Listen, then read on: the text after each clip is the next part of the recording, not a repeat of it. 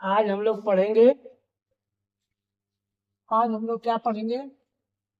तरंगों के व्यतिकरण में परिणामी तीव्रता का व्यंजक, expression for resultant intensity in interference of two waves. इसको हम लोग कैसे करेंगे? माना किसी माध्यम में एक ही आवृत्ति की दो सरल आवर्त प्रगामी तरंगें जिनके आयाम A1 व A2 है, एक साथ एक ही दिशा में चल रही है। यदि किसी क्षण t पर माध्यम के किसी बिंदु पर t पर माध्यम के किसी बिंदु पर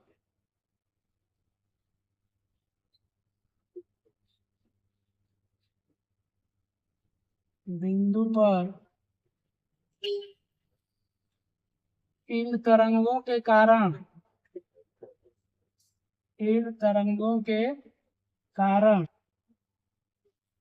कण के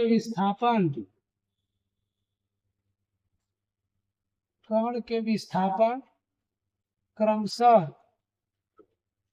y1 व y2 है तथा तरंगों के मध्य कलांतर I है, तब y1 बराबर A1 sin omega t minus kx, समीकरण नंबर 1, और y2 बराबर A2 sin omega t minus kx plus 5, समीकरण नंबर 2, जहाँ ओमेगा बराबर 2 पाई n दोनों तरंगों की आवृत्ति है। n क्या है? दोनों तरंगों की आवृत्ति है।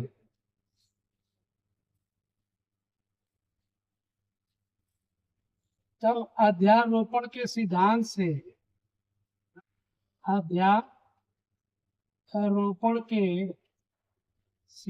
से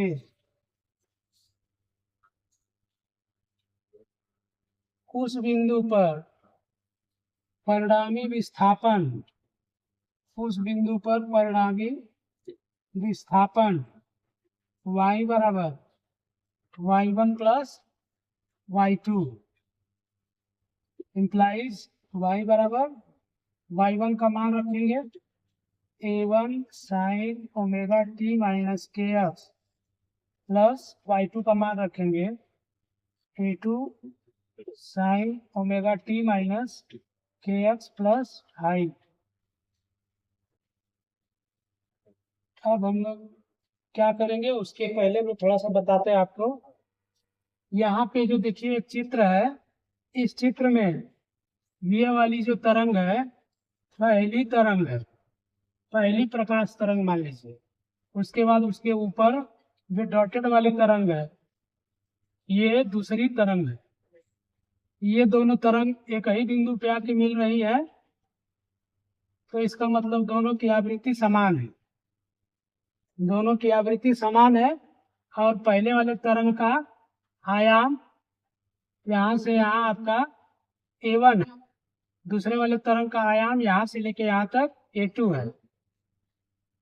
तो माध्यम का जो कण है, माध्यम के कण का जो विस्थापन हो रहा है, माध्यम का कण मान लीजिए ऐसे ऐसे दोलन कर रहा है, तो पहली तरंग के कारण माध्यम के कण का विस्थापन y1 है और दूसरी तरंग के कारण माध्यम के कण का विस्थापन यहाँ से यहाँ तक यानी कि y2 है। तो दोनों तरंगों का जो परिणामी विस्थापन होगा, दोनों तरंगों का कण में जो परिणामी विस्थापन होगा यहाँ से लेके यहाँ तक यानी y होगा।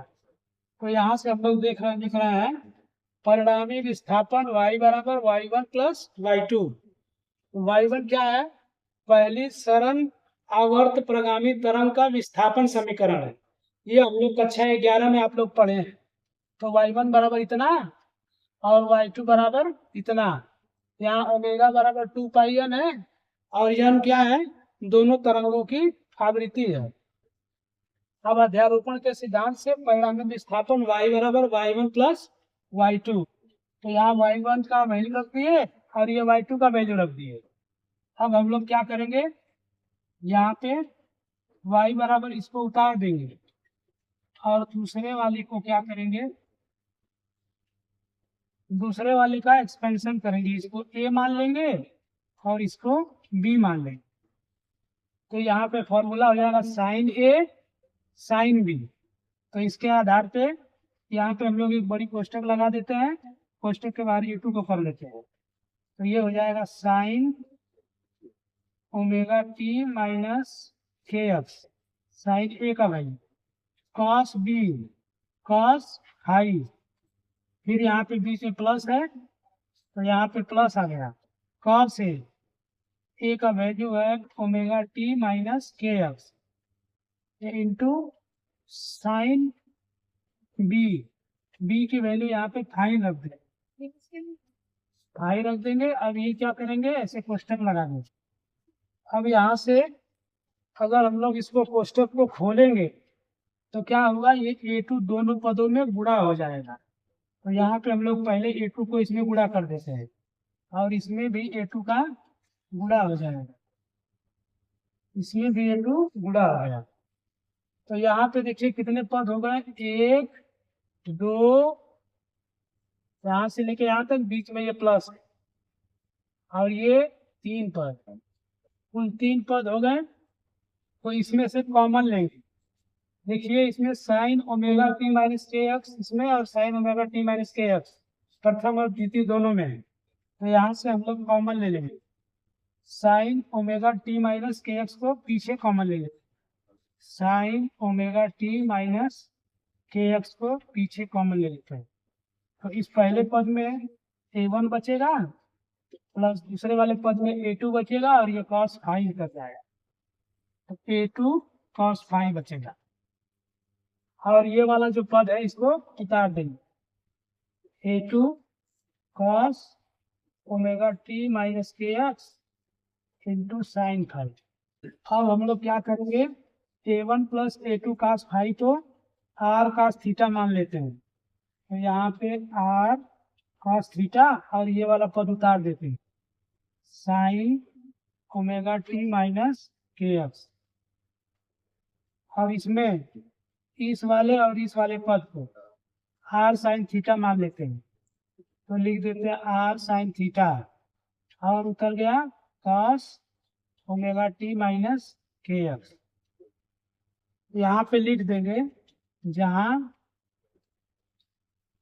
a1 plus a2 cos five बराबर r cos थीटा, यहाँ लिख देंगे a1 plus a2 cos five बराबर r cos थीटा और a2 साइन फाइव बराबर r साइन थीटा, ये मान लेंगे।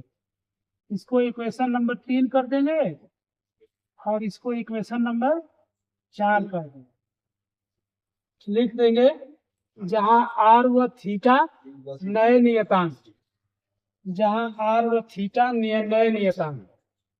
अब क्या करेंगे, अगली लाइन में r को कॉमन ले लेंगे, r को कॉमन ले लेंगे तो यहाँ से हम यहीं से में कॉमन ले ले रहे हैं, r को कॉमन ले ले रहे हैं, इधर से भी r को कॉमन ले लेते हैं। तो ये ऐसे बड़ी कोष्टक लगा दी, तो यहाँ पे हो जाएगा आपका, इसको इधर से पढ़ते हैं, sign A cos B plus cos A sine B, sign A cos B plus cos A sine B. तो साइन ए प्लस बी का सूत्र हो गया। तो यहाँ पे हम लोग आर को बाहर रखे हैं, साइन ए का मान रख देते हैं, ए का मान ये हो गया omega T minus K X, sine ए हो गया और प्लस बी, बी का मान थीटा रख देते हैं, इतना हो गया। ये किसका मान आया है, ये y का मान आया है। तो y बराबर r sine omega t minus a x plus theta प्राप्त होता है। यह भी एक सरल आवर्त प्रगामी समीकरण है। एक सरल आवर्त प्रगामी समीकरण है जिसका आयाम r है। यहाँ देखिए पहले वाले का आयाम a1 है, दूसरे वाले का आयाम a2 है, और जो परिणामी विस्थापन वाला तरंग प्राप्त हुआ है उसका आयाम r है। अब हम लोग क्या करते हैं, समीकरण नंबर 3 और 4 का वर्ग करके जोड़ देते हैं। समीकरण 3 और 4 का वर्ग करके जोड़ने पर तो समीकरण 3 और 4, 3 क्या है, r cos थीटा उतना है, वो वर्ग करेंगे तो हो जाएगा r square cos square theta, और 4 का वर्ग करेंगे तो r square sine square theta is equal to हो जाएगा a1 plus a2 cos five का whole square plus a2 sine five का होल स्क्वायर। अब यहाँ से हम लोग क्या करेंगे, r को कॉमन ले लेंगे। r जब कॉमन ले लेंगे तो अंदर बचेगा cos square theta plus sign square theta, इतना बचेगा। अब इसको हम लोग क्या करेंगे, इसका r स्क्वायर में इसका मान 1 रखेंगे तो ये r स्क्वायर में 1 का गुणा होगा तो r स्क्वायर बचेगा। अब यहाँ पे इसको वर्क करेंगे तो ये बचेगा a2 साइन स्क्वायर फाइव, पहले इसी को लिख देते हैं a2 square sine square five, और इसका स्क्वायर करेंगे आएगा a1 का स्क्वायर, a1 का स्क्वायर पीछे लिख देते हैं।